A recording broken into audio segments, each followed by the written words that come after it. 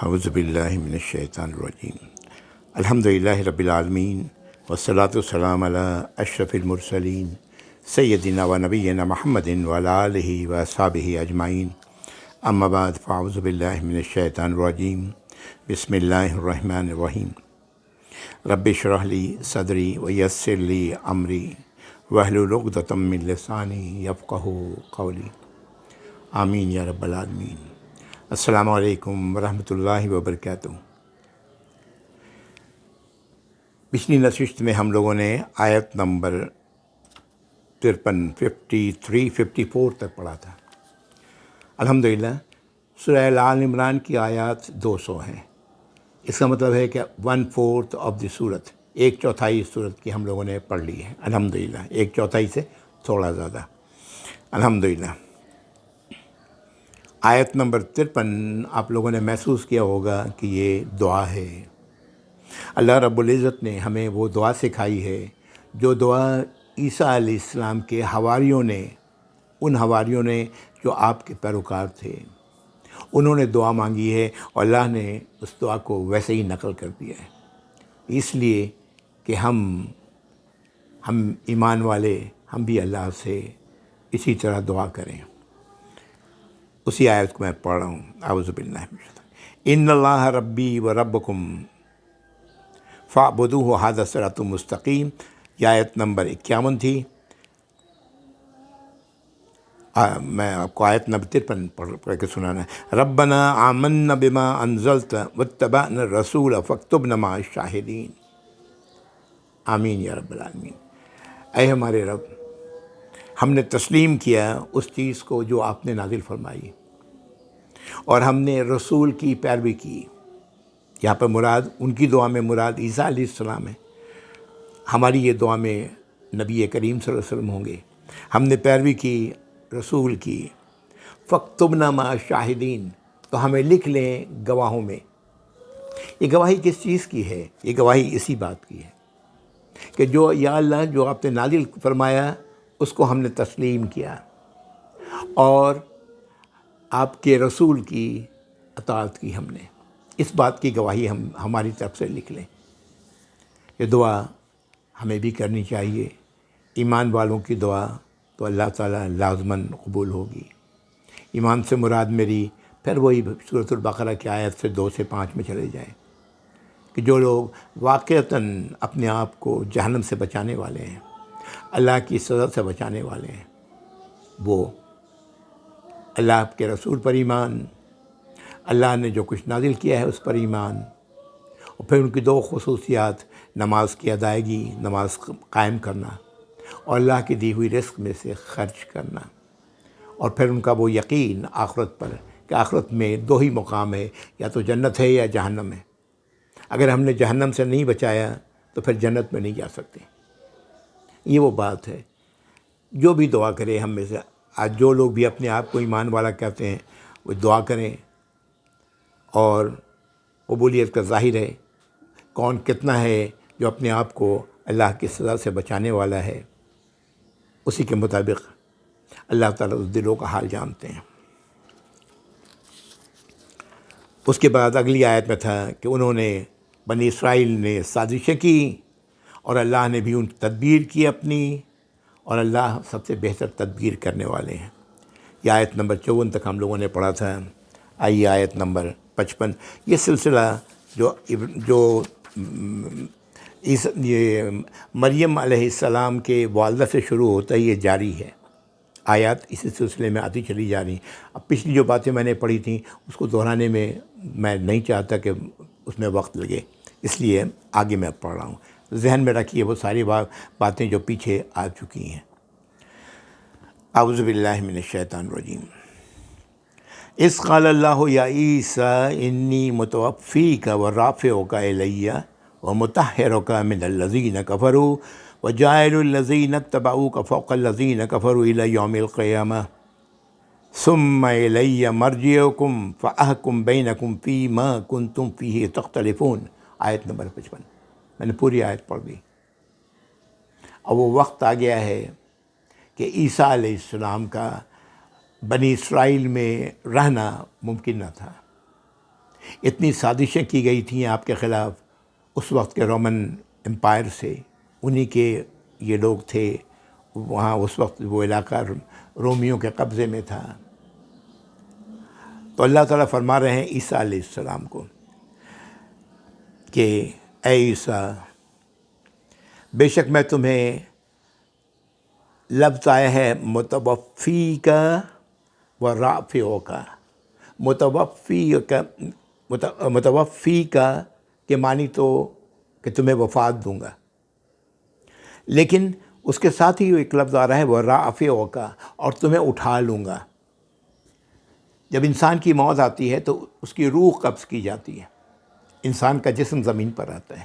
یہاں پر یہ صاف لفظوں میں اشارہ ہے اس بات کا کہ عیسیٰ علیہ السلام کو اللہ تعالیٰ اٹھانے کی بات کر رہے ہیں، ان کے جسم کے ساتھ،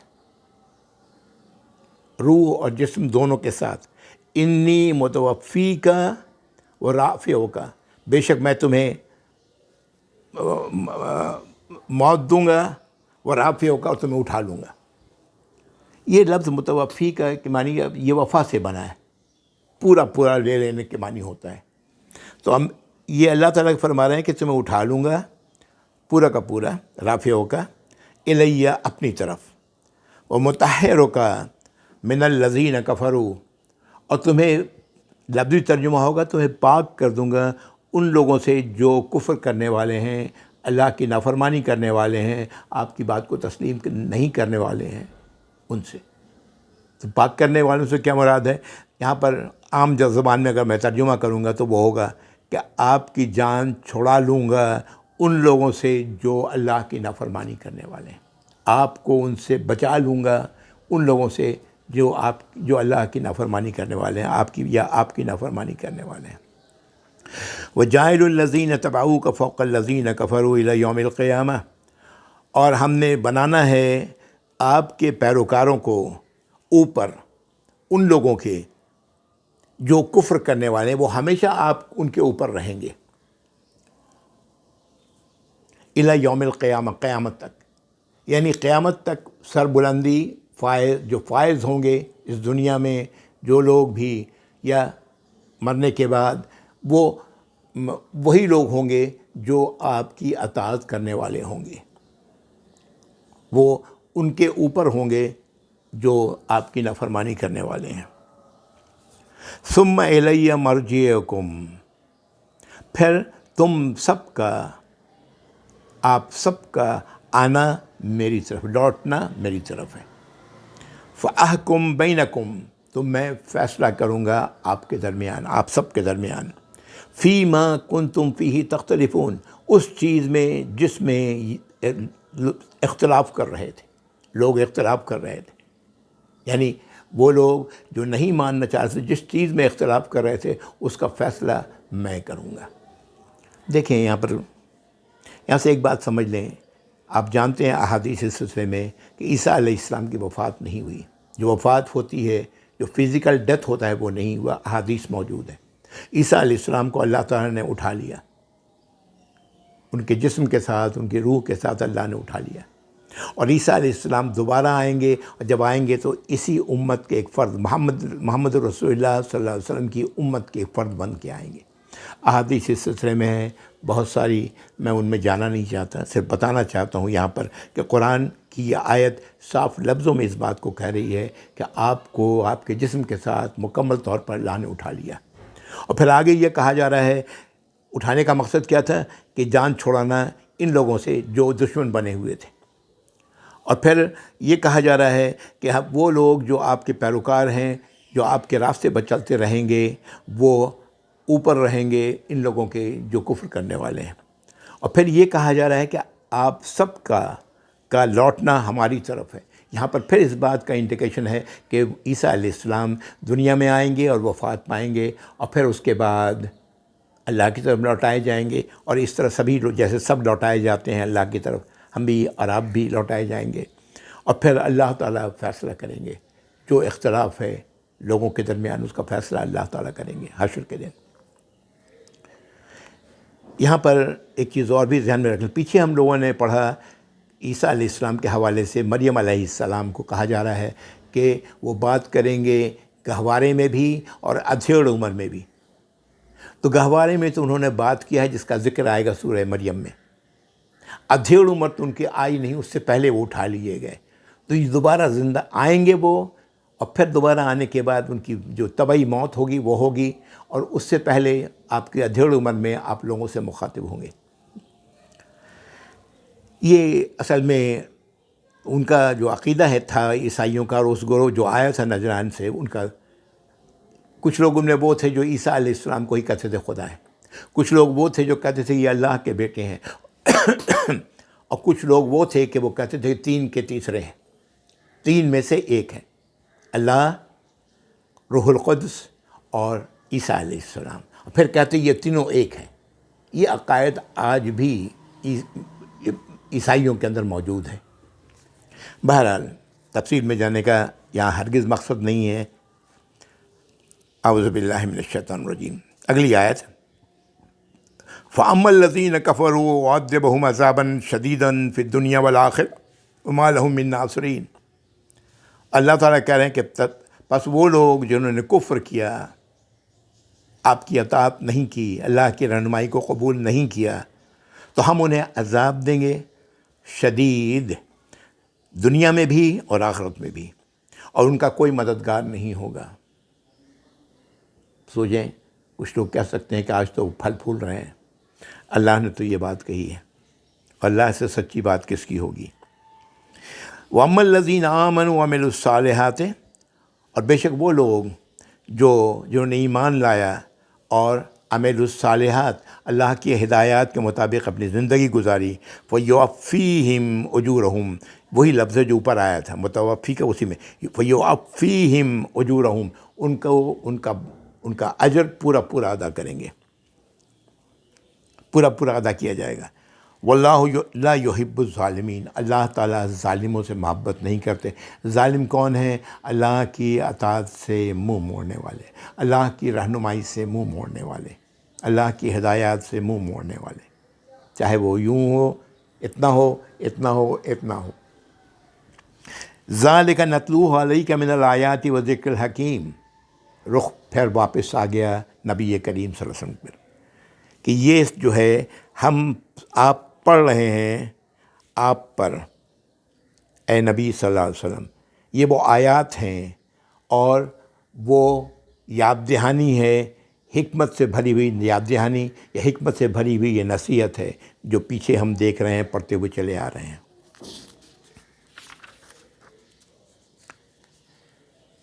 ان مثل عیسیٰ عند اللہ کمثل آدم، عیسیٰ کی مثال اللہ کے نزدیک ویسے ہی ہے جیسے کہ آدم علیہ السلام، خلقہ من تراب، اللہ نے انہیں بنایا مٹی سے، ثم قال، پھر کہا کن فیکون، کہا ہو جا، پھر ہو گئے، آدم علیہ السلام وجود میں آ گئے۔ یہ مثال ویسے ہی ہے، اللہ نے عیسیٰ علیہ السلام کو بھی کلمہ کن سے پیدا کیا، ہو جا، ہو گئے، ایک ناممکن سچویشن۔ ایک بات ذہن میں رکھیں کہ جو پیدائش کے تینوں طریقے ہمارے سامنے آ گئے ہیں۔ آدم علیہ السلام نہ ان کے والد تھے نہ ان کی والدہ تھی، آپ وجود میں آئے۔ عیسیٰ علیہ السلام کی والدہ تو تھیں، والد نہیں تھے، آپ وجود میں آئے، عیسیٰ علیہ السلام وجود میں آئے۔ اور عام انسان والد اور والدہ، جیسے کہ زکریا علیہ السلام کے حوالے سے بات آ چکی کہ زکریا علیہ السلام ہیں، ان کی والدہ بھی ہیں، زکریا علیہ السلام بوڑھے ہو گئے ہیں، ان کی اہلیہ جو ہیں وہ بانجھ ہیں، اس کے باوجود ان کے ہاں اولاد ہوئی، یحییٰ علیہ السلام۔ تو اس طرح سے پیدائش کے تینوں طریقے ہمارے سامنے ہیں جو انسان کی تخلیق کے ہیں۔ الحق من ربک فلا تکن من الممترین، اللہ تعالیٰ فرمانے ہے کہ حق، سچائی آپ کے رب کی طرف سے ہے، تو آپ نہ ہو جائیں ان لوگوں میں جو شک و شبہ کر رہے ہیں اور جھگڑ رہے ہیں۔ یہی اس جو آئے تھے نجران کے وفد، اشارہ ان کی طرف ہے۔ لفظ مریا آتا ہے، ممترین لفظ مریا سے بنا، مریا کا مطلب ہے شک کرنا اور الجھنا، جھگڑنا۔ فمن حاجک فیہ من بعد ما جاءک من العلم، تو جو آپ سے اس کے باوجود الجھے، بحث کرے، حجت کرے اس معاملے میں، فیہ من بعد ما جاءک من العلم، اس کے بعد کہ اس کے پاس علم آ چکا، اللہ نے بتا دیا کہ حقیقت کیا ہے، فقل، تو آپ کہیں، تعالو، آؤ، ندعو ابنانا و ابناکم، ہم بلائیں اپنے اولادوں کو اور تم لوگ بھی بلاؤ اپنے اولادوں کو، ونسانا و نساکم، اور ہم بھی اپنے عورتوں کو بلائیں، تم بھی اپنی عورتوں کو بلاؤ، وانفسنا و انفسکم، اور ہم لوگ بھی آ جائیں اور تم لوگ بھی آ جاؤ، ثم نبتہل، پھر ہم مباہلہ کریں، بتاتا ہوں یہ لفظ کیا ہے، فنجعل لعنۃ اللہ علی الکاذبین، اور ہم لعنت کریں، اس طرح لعنت کریں ان پر جو جھوٹ بولنے والے ہیں، جو جھٹلا رہے ہیں، ان پر جو جھوٹ بولنے والے ہیں ان پر لعنت کریں۔ یہ کیا تھا؟ مباہلہ کہتے ہیں، جو ایک اجتماعی قسم کی بات کی طرف اللہ تعالیٰ کہہ رہے ہیں کہ ان سے کہو کہ آئیں، آؤ، ہم لوگ بھی آتے ہیں، میں بھی آتا ہوں، تم لوگ بھی آؤ، اور تمہاری جو عورتیں تمہارے ساتھ آئی ہیں وہ بھی آئیں، ہم بھی اپنی عورتوں کو لے کے آتے ہیں، اور پھر ہم لوگ اللہ سے کہتے ہیں کہ یا اللہ، جو ہم میں سے جو جھوٹا ہے اس پر آپ اپنی لعنت نازل فرمائیں۔ یہ اللہ تعالیٰ بتا رہے ہیں ایسا کہو ان سے۔ کیا ہوا؟ وہ لوگ آنے نہیں آئے، ان کے علماء اور ان کے لوگ جو آئے تھے وفد میں، یہ وفد کہا جاتا ہے کہ 9 ہجری میں آیا تھا، عصر کے بعد پہنچا تھا مدینہ منورہ، اور بڑے اچھے پوشاک میں لوگ تھے، بڑے جیسے پیسے والے لوگ تھے، اس طرح کا وفد تھا یہ۔ بہرحال تو یہ اور اس طرح قسم کھاتے ہیں کہ وہ جو جھوٹا ہے اس پر لعنت ہو۔ ان ھذا لہو القصص الحق، بے شک یہ قصہ ہے سچا، یہ ہم سب کے لیے ہے۔ وما من الہ الا اللہ، اور کوئی الہ نہیں سوائے اللہ کے۔ وَإِنَّ اللَّهَ لَهُوَ الْعَزِيزُ الْحَكِيمُ، اور بے شک اللہ ہی تعالیٰ ہیں جو العزیز ہیں اور الحکیم ہیں، مکمل اقتدار رکھنے والے اور حکمت والے۔ فَإِن تَوَلَّوْا فَإِنَّ اللَّهَ عَلِيمٌ بِالْمُفْسِدِينَ، اور اگر یہ منہ موڑیں تو بے شک اللہ تعالیٰ فاسد لوگوں کو خوب جانتے ہیں۔ اللہ کو تو پتہ تھا کہ کیا ہوگا، اللہ کے تو علم میں پہلے سے تھا کہ کیا ہوگا، یہ نہیں آئیں گے اس کام کے لیے۔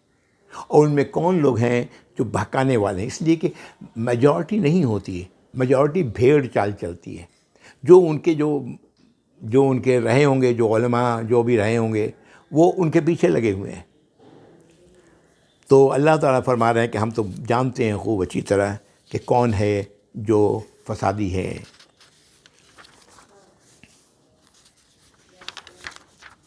بڑی ساری باتیں روایات میں ملتی ہیں، اور آپ جاننا چاہیں تو جان سکتے ہیں۔ ویسے میرا تو یہ اصول ہے کہ وہیں تک رکا جائے جہاں تک قرآن بات کو کہہ رہا ہے، یہ اللہ کی کتاب ہے، اگر وہ ہمارے لیے وہ مزید باتیں اگر ہدایت کے لیے ضروری ہوتی تو اللہ تعالیٰ ضرور بیان کر دیتے۔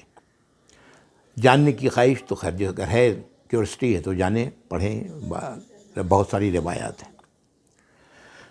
اعوذ باللہ من الشیطان الرجیم۔ قل یا اہل الکتاب تعالوا الی کلمۃ سواء بیننا وبینکم، آپ کہیں کہ اے اہل کتاب، آؤ اس بات کی طرف جو ہمارے اور تمہارے درمیان برابر ہے، ایک جیسی ہے۔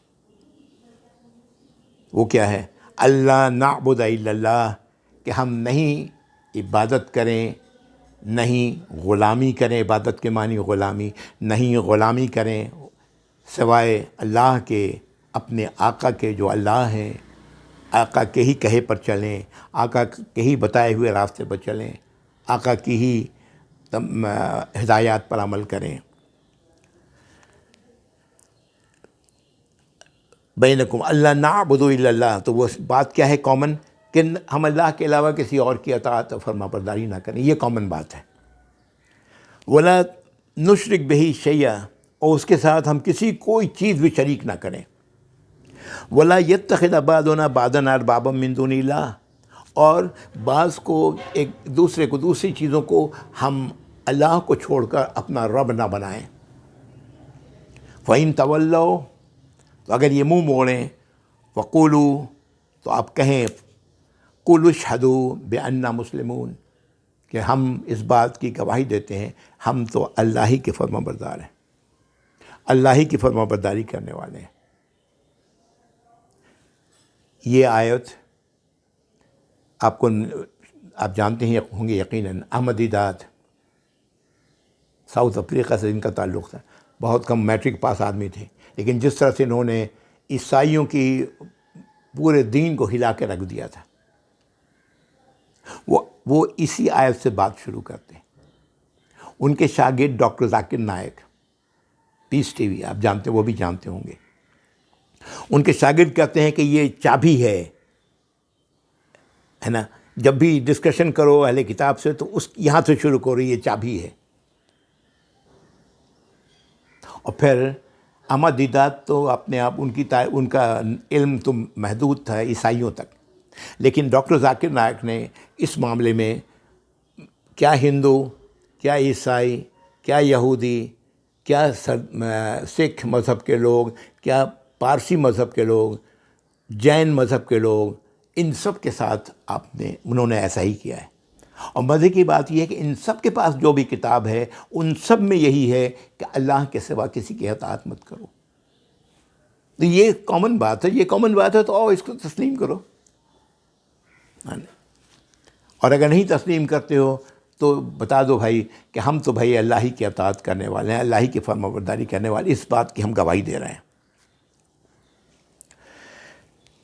اگلی آیت، یا اہل الکتاب لما تحاجون فی ابراہیم وما انزلت التوراۃ والانجیل الا من بعدہ افلا تعقلون.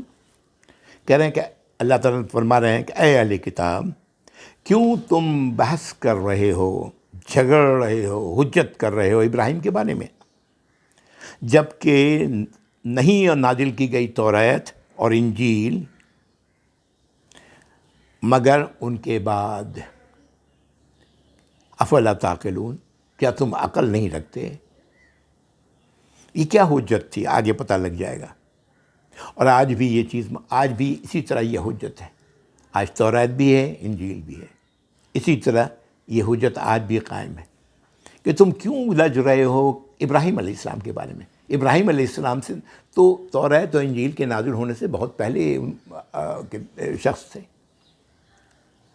ہاں تم ہاؤلائے حاججتم فیما لکم بہ علم، ہاں تم لوگوں نے تو بہت حجت کر لیا، بہت بحث کر لی اس معاملے میں جس میں تمہارے پاس علم تھا. فلما تحاجون فیما لیس لکم بہ علم، تو کیوں تم حجت کر رہے اس بات کے بارے میں جس کا علم تمہارے پاس نہیں ہے. واللہ یعلم وانتم لا تعلمون، اللہ علم رکھنے والے ہیں اور تم علم نہیں رکھنے والے ہیں، تمہارے پاس علم نہیں ہے.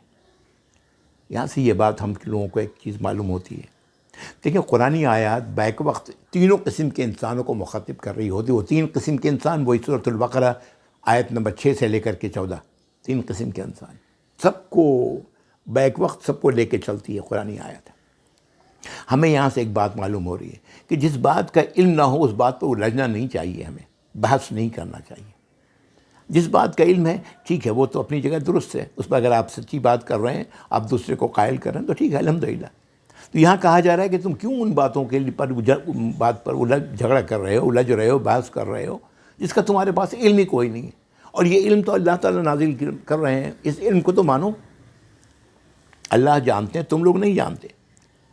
اب یہ کہا جا رہا ہے ما کانا ابراہیم یہودیوں ولا نصرانیوں ولکن کانا حنیفا مسلما وما کان من المشرکین.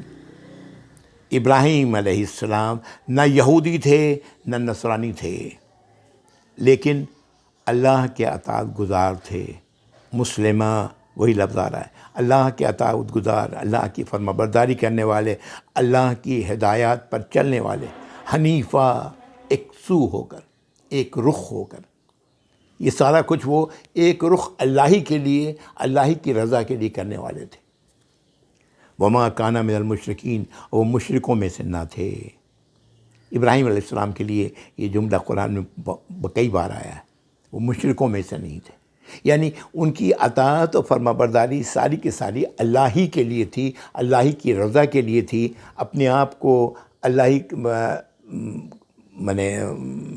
اللہ کے ہدایات کے مطابق چلنے والے تھے، ان کے تمام افعال وہ سب کے سب اللہ کی ہی ہدایات کے مطابق تھے۔ ان اول الناس بابراہیم الذی اتبعوہ وہذا النبی والذین آمنوا، بے شک سب سے زیادہ ابراہیم کے قریب وہ لوگ ہیں جنہوں نے ان کی پیروی کی، اور یہ نبی، اشارہ نبی کریم صلی اللہ علیہ وسلم کی طرف ہے، اور یہ نبی اور وہ لوگ جو ایمان لائے ہیں ان کے اس نبی پر، واللہ ولی المومنین، اور اللہ تو ولی ہیں ایمان والوں کے۔ یہاں سے جو بات کہی جا رہی ہے وہ یہ ہے کہ ابراہیم علیہ السلام یہودی نہیں تھے، نصرانی نہیں تھے، اس لیے کہ یہودیوں کی کتاب توریت تو بہت بعد میں نازل ہوئی، پھر عیسیٰ علیہ السلام کی انجیل وہ تو ابھی کی بات ہے، تو وہ توریت و انجیل کے ماننے والے نہیں تھے، بلکہ وہ اللہ کو اپنا رب تسلیم کرنے والے تھے، اللہ کے فرما بردار تھے، اللہ کے اطاعت گزار تھے، اور اللہ ہی کی رضا کے لیے اپنا اللہ کے رہنمائی پر عمل کرنے والے تھے، اور وہ مشرکوں میں سے نہ تھے۔ اور ان کے سب سے قریب ابراہیم علیہ السلام کے وہ لوگ تھے جنہوں نے ان کی پیروی کی، ان کے راستے پر چلے، اور یہ نبی ہیں، یہ بھی انہی کے راستے پر چلنے والے ہیں، اور یہ لوگ جو ان پر ایمان لائے ہیں، اور یہ لوگ، اور اللہ تعالیٰ تو ولی ہیں ایمان والوں کے۔ وَدَّتْ طَائِفَةٌ مِّنْ أَهْلِ الْكِتَابِ،